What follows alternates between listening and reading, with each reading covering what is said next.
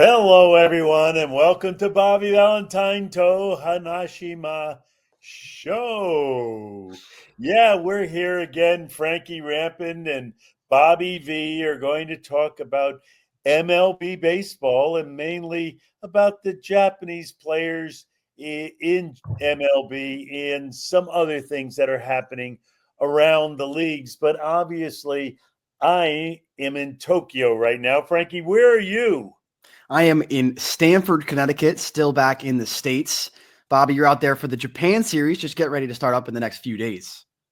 Yeah, they're calling it the Japan Series, but it's really a two-game series between the Dodgers and the Cubs played in Japan. And everyone knows that the five fabulous Japanese players on these two teams are going to headline everything that's happening. And during the final two exhibition games played here, one the Dodgers against the Giants and the Dodgers against the Hanshin Tigers, and the other two of the Cubs facing the Dodgers and facing the Tigers. It was an amazing 4 games. I'm here, and what I thought was the most amazing thing was the fans. Frankie, the fans came out. They were trying to buy MLB goods all day long. They ran out yesterday. They had a resupply today. And the passion that the Japanese fans have for baseball is just unmatched anywhere in the world. It was on display here in Tokyo for the last 2 games of this part of the exhibition season. Yeah, that does not surprise me one bit. Those fans over there love their baseball. I always tell all my friends about in the 5th inning of every single game, the entire stadium blows up the balloons. They send them off into the air. It was one of the coolest things I could experience as a kid. And I love that. Japanese fans so passionate about their baseball. And it's going to be on full display in the next few days in Japan when the Cubs take on the Dodgers for 2 games. Yeah, so there won't be the Japanese flavor to the games. There won't be cheering stands in the right field. And even though most of those seats were sold, the Hanshin Tigers and the Tokyo Yomiuri Giants both had a small section of right field reserved for their cheering, for their Oendan, where they were playing their songs for each player. And the American players and the American fans who came to the game got to experience a little of that flavor of the Japanese baseball game, but it wasn't there in its finest. And of course, for the Dodgers and for the Cubs, I doubt there'll be any cheering sections in the outfield at all.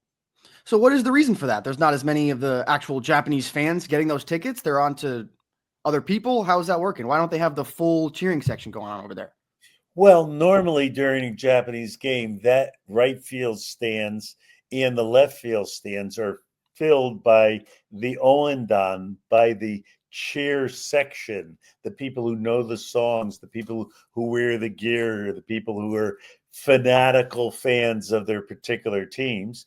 And the Dodgers and the Cubs obviously don't have that fanatical fandom. There are no songs that the fans can sing. Now, maybe they'll sing an Ohtani song from when he was with the Nippon Ham, or maybe they'll sing a Yamamoto song or a Sasaki song when he was with Lotte Marines. But there'll mainly be people there observing. For some of the American fans who are out there watching this, this outfield stands we're talking about are fans that sing songs and are part of a fan club, basically. And they stand mostly the entire game. The rest of the crowd does not stand because it's a polite society and you don't stand in front of someone who's sitting behind you. So even when Ohtani, which we should talk about, Frankie, in his second at bat in the first game back this year in Japan, what does he do? Of course he hits a home run. What else would he do? And that's basically what it's getting down to. I played with a guy named Frank Robinson, who was one of those other guys who won an MVP in the American League and the National League. And what Frank Robinson would do is do what was expected. And when a home run was needed, basically he hit a home run. And normally in the first game of the season or the first game even of spring training, Frank Robinson would have hit a home run. Ohtani did the same thing. Well, he did it in Japan in his first game, and he also did it in his first spring training at bat. We talked about that one last week. He's just unbelievable, inevitable every time he's going to come through. Yeah, I hate to make it think like it is so easy and it is going to always be done. What he's doing is extremely difficult with the expectations that are on him. It makes it even more difficult, yet to date, he has performed the way people want him to perform, and probably even beyond expectation. He's some special player. And Bobby, you did mention the crowd's going to be a little bit different because obviously the Cubs and the Dodgers, they don't have all the songs for all the players. It's going to be a little bit of a different atmosphere for a Japanese baseball game. But you also did say the 5 Japanese players are going to definitely headline. That will be Shohei, Yamamoto, Roki Sasaki, Seiya Suzuki, and then Shota Imanaga. The game 1 starting matchup will be Yamamoto versus Imanaga. So that should be very exciting for the Japanese fans to see over there at the Tokyo Dome. Yeah, the fans have seen both of these guys pitch in their respective leagues in Japan, and now to see them wearing major league uniforms, for a lot of fans, most players, it gives a great deal of pride to the country to know that these star players who are star players in Japan are also star players in the MLB. Yeah, and I can't wait to get up bright and early over here. 6 a.m. first pitch on the East Coast in the United States. I'm going to be watching in my bed. It's going to be unbelievable. Yeah, it is unbelievable. And, we can't wait to see it. They're on full display.